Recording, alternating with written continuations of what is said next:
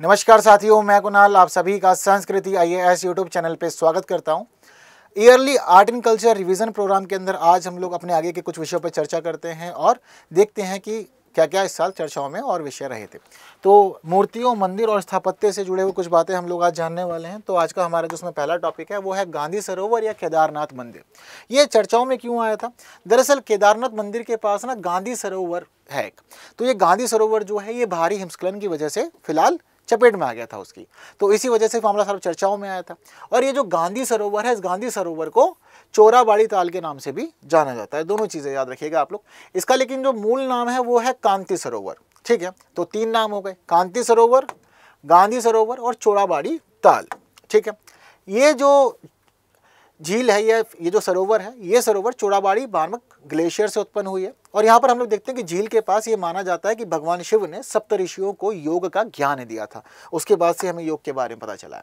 केदारनाथ मंदिर की थोड़ी सी बात कर लेते हैं, क्योंकि ये हमारे भारत के 12 ज्योतिर्लिंगों में से एक है। और ये जो 12 ज्योतिर्लिंग है ये सभी भगवान शिव को समर्पित हैं और उन्हीं के पवित्र उपासना स्थल ये माने जाते हैं।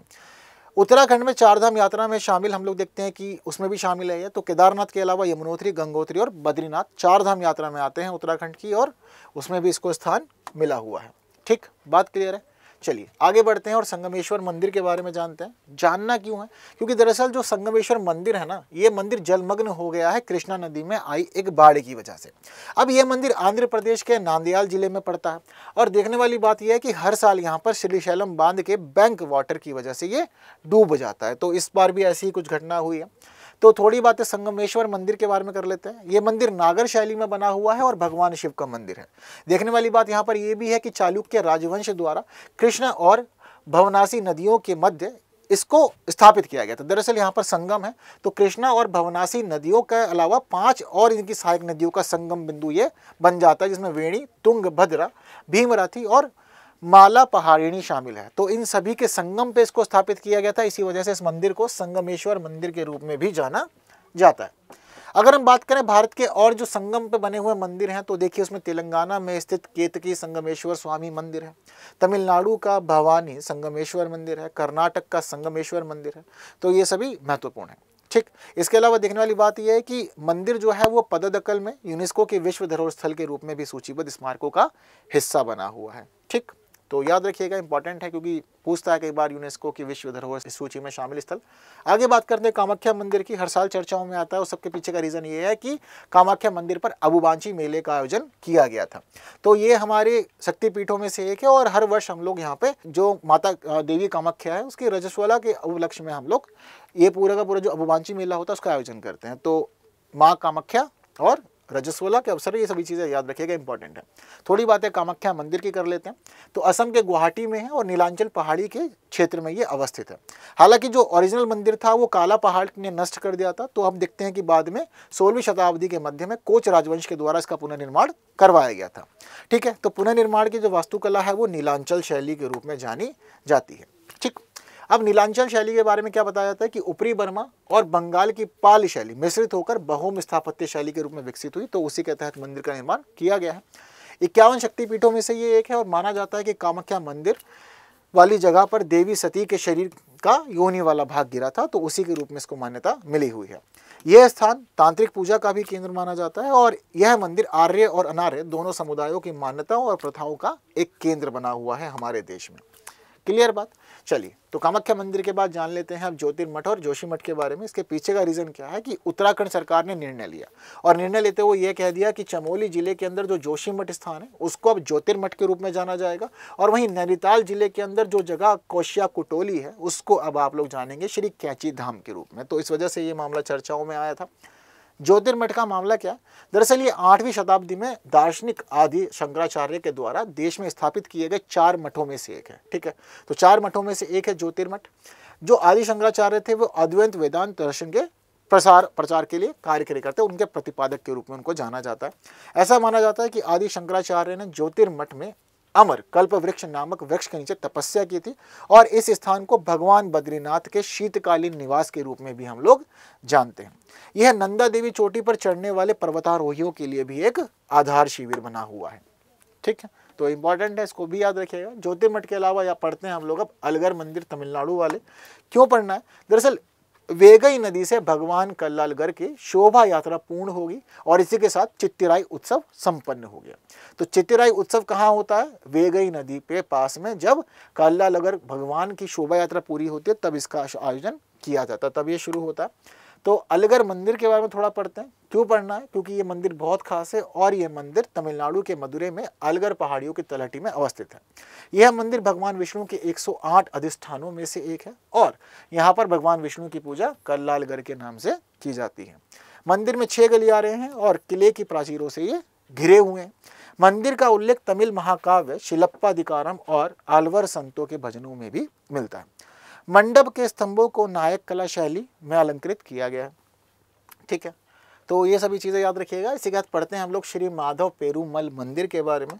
तो जो हमारा ये श्री माधव पेरुमल मंदिर है यह काफ़ी हद तक भवानी सागर बांध के कारण डूबा हुआ है। इस मंदिर में पाए गए अभिलेख से 1000 साल पुराने एक व्यापार मार्ग का भी पता चलता है। ये मार्ग जो है ये भवानी नदी और मोयार नदी को पार करके पश्चिमी तमिलनाडु के कोंगू क्षेत्र को दक्षिणी कर्नाटक और केरल से जोड़ने का काम करता है और काफ़ी पुराना है, 1000 साल पुराना है, तो ऐतिहासिक महत्व इसका बहुत ज़्यादा है। श्री माधव पेरुमल मंदिर की बात करें तो 1338 ईस्वी में वीर सिद्ध केततया दंडनायक ने श्री माधव पेरुमल मंदिर का निर्माण कराया था। यह मंदिर तोंडरेश्वर मोदियार यानी कि भगवान शिव का ही एक रूप है, तोंडरेश्वर मोदियार, उनको समर्पित है और इस मंदिर का क्षेत्र होयसल शासकों के अधीन रहा था। ठीक, अगली बात करते हैं केसरिया स्तूप की, क्योंकि इसके पीछे का रीज़न ये है कि विश्व का सबसे ऊंचा और सबसे बड़ा बौद्ध स्तूप इसको कहा जाता है। ये स्तूप जो है ये बिहार के पूर्वी चंपारण जिले में है। इसकी संरचना आकृति गोलाकार है और इसको ईंट, मिट्टी और चूने के मोर्टार से बनाया गया है। इसकी ऊंचाई 104 फीट है और इस तरह यह जावा इंडोनेशिया में स्थित विश्व धरोहर स्मारक बोरोबुदुर स्तूप से भी ऊंचा हो जाता है। तो बोरोबुदुर स्तूप को ऊंचा मानते हैं, लेकिन सबसे अधिक ऊंचा कौन सा है? हमारा केसरिया स्तूप। ठीक है, देखने वाली बात यह है कि ना चीनी यात्रियों में फाहियान जो 5वीं शताब्दी में आया, हुएनसांग जो 7वीं शताब्दी में आया, इस स्तूप का उल्लेख कर चुके हैं वो अपनी किताबों के अंदर, अपनी कृतियों के अंदर। ठीक है, इसके महत्व की बात करें तो स्तूप का निर्माण उस स्थान पर किया गया था जहां माना जाता है कि भगवान बुद्ध ने अपना 22वां उपदेश दिया। यहाँ पर यह भी माना जाता है कि ये वही जगह थी जहां भगवान बुद्ध ने अपने महापरिनिर्वाण की भविष्यवाणी भी कर दी थी। यह बुद्ध केसरिया की यात्रा पर आए थे। ठीक है, तो जब बुद्ध केसरिया की यात्रा पर आए थे तब उन्होंने घोषणा की थी कि वे पूर्व जन्म में एक चक्रवर्ती सम्राट थे और ये बात जो है वो हमें यहाँ पर स्तूप पे उकेरी हुई भी मिल जाती है। ठीक है, इसके अलावा यहाँ पर यह भी पता चलता है कि इसी दौरान बुद्ध ने लिच्छवियों को एक भक्षा पात्र देख करके वैशाली लौट जाने के लिए कह दिया था कि वापस लौट जाइए। इसके अलावा बुद्ध ने आगमन की स्मृति में लिच्छवियों ने यहाँ पर स्तूप का निर्माण करवा दिया था। ठीक है, यहाँ पर हम लोग ये भी देखते हैं कि समय के साथ साथ मौर्य, शुंग और कुषाण काल के दौरान इसमें कई परिवर्तन किए गए और एक ईंट निर्मित स्तूप ये बन गया है बाद में। चंद्रवली गुफा परिसर को भी थोड़ा सा पढ़ लेते हैं, क्योंकि ये गुफा परिसर कर्नाटक के चित्रदुर्ग जिले में स्थित है और यह अपनी मरम्मत और रखरखाव के कारण चर्चाओं में रही थी। तो चंद्रवली गुफा परिसर जो है यह एक प्रागैतिहासिक काल का स्थल है। यह लौह युग की मानव बस्तियों के साक्ष्य भी यहाँ से हमें प्राप्त हुए हैं और अनकली मठ के नाम से भी इसको जाना जाता है। देखने वाली बात यहाँ पर यह है कि इसकी भौतिक विशेषताएं भी खास है, क्योंकि एक गुफा कक्ष में उपासना स्थल है और एक शिवलिंग भी यहाँ पर प्रतिस्थापित है। इसके अलावा आगंतुकों और साधुओं के लिए एक कक्ष, एक बैठक या स्वागत कक्ष, एक शयन कक्ष और एक आंतरिक हौज से जुड़ा हुआ जल का निर्माण द्वार और पुस्तकालय यहाँ पर देखने को मिल जाता है। इसके साथ साथ इसकी भौगोलिक अवस्थिति जो है 2 विशाल चट्टानों के बीच में है और यहाँ पर 3 पहाड़ियाँ चित्रदुर्ग, किरबनकल्लू और जोलागुड्डा मौजूद है। ठीक है, अगर बात करें किस किस राजवंशों से जुड़ी हुई है तो सातवाहन, होयसल, विजयनगर, रोमन और चीनी सिक्के यहाँ मिले हैं। इसके अलावा उनके चित्रित मृदभांड और अभिलेख भी देखने को मिल जाते हैं। कदम्ब वंश के राजा मयूर शर्मा का 450 ईस्वी का एक शिलालेख भी यहाँ पर देखने को मिल जाता है और पौराणिक रूप से यह कुंतल और राजा चंद्रहास से भी जुड़ा हुआ है और इसी वजह से स्थल को पौराणिक मान लिया जाता है। सांस्कृतिक महत्व देखें तो अनकलगीस के संतों के द्वारा ध्यान लगाने के लिए इसका इस्तेमाल किया जाता है और एक शिक्षा का केंद्र यानी कि गुरुकुल जिसे हम लोग कहते हैं उसके रूप में भी ये विकसित हुआ है। क्लियर है बात सारी? तो बस आज की क्लास में इतनी ही महत्वपूर्ण बातें करनी थी, जो ज़रूरी थी वो सभी अच्छे से कंप्लीट कर ली गई है। उम्मीद करता हूँ कि आप तक सारी बातें बहुत अच्छे से पहुँच गई होगी। बाकी की बातें हम लोग करेंगे हमारी आने वाली क्लासेस में कुछ नए विषयों के साथ। तब तक के लिए दीजिए मुझे विदा। Thank you so much.